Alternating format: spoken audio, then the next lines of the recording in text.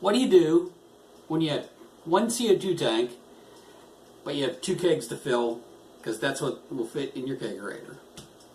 Well, you got a manifold. Stay tuned to find out how.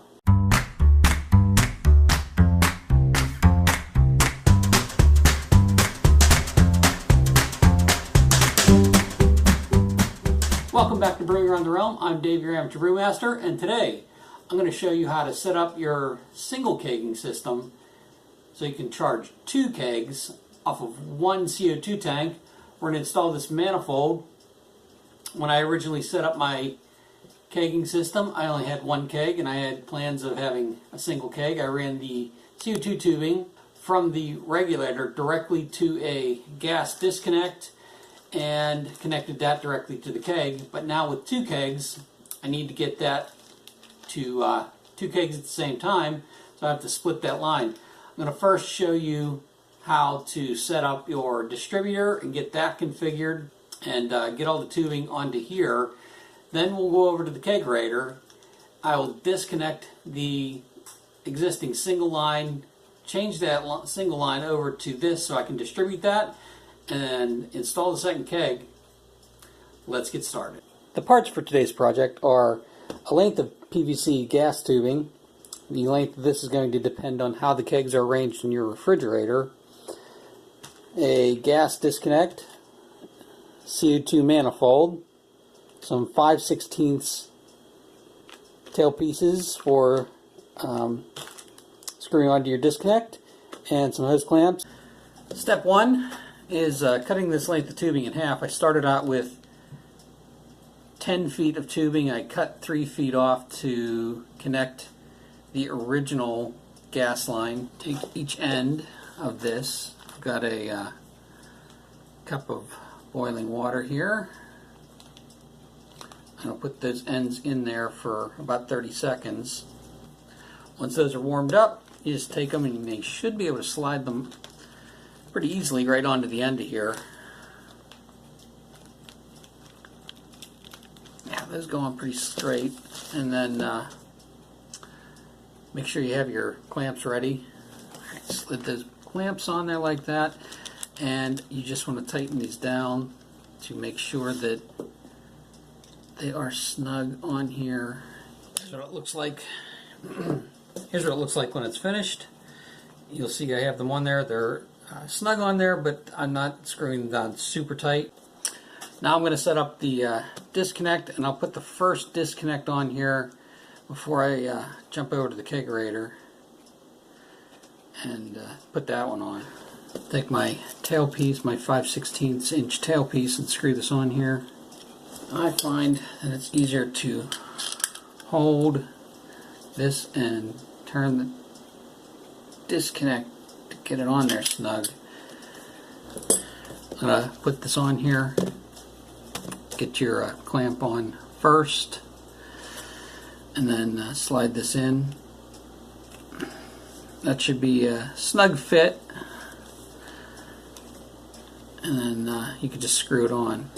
I have my initially completed assembly here, so let's step over to the kegerator and take those pieces off so I can... It's going to be a little tough to see here. You can see I have my regulator and the single hose coming off. I've put this in the closed position so I can take the current disconnect off. I'm just going to cut the end of this off.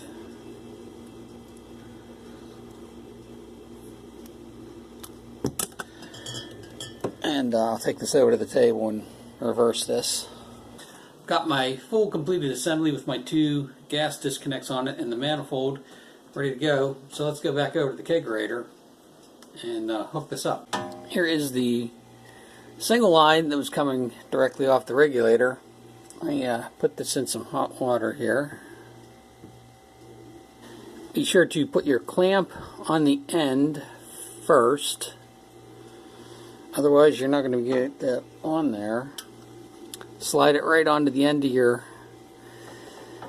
distributor and tighten that down just like the other ones. Once that is all on there, make sure your gas is in the off position. Turn your main hose back on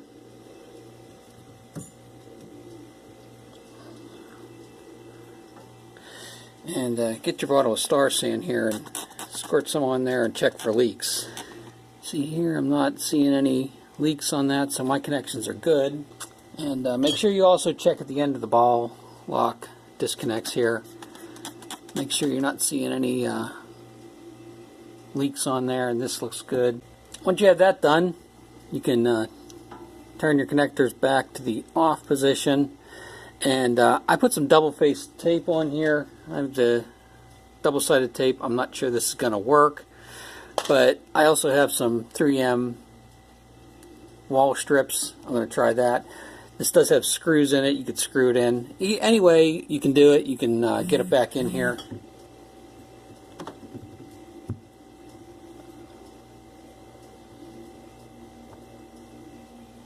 And the reason I put the longer connectors on here